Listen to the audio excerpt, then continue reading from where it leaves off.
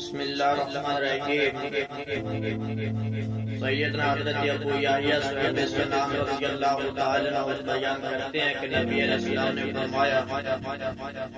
عجبا Lamar المؤمن ان امرہ کلہ خیر وليس ذاك لأحد إلا للمؤمن إن أصابته ضراء شكر فكان خيرا له وإن أصابته ضراء صبر فكان خيرا له۔ فرمایا نبی علیہ السلام نے فرمایا مومن کا معاملہ بھی عجیب ہے،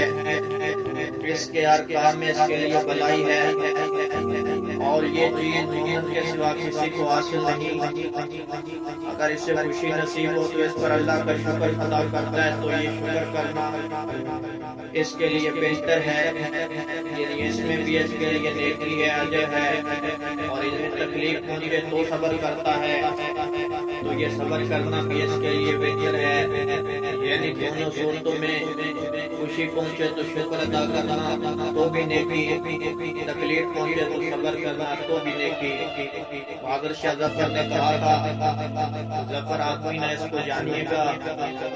تو وہ کتنا بھی فہم و ذکا، جسے عیش میں یاد خدا نہ رہا، جسے عیش میں روح خدا نہ رہا۔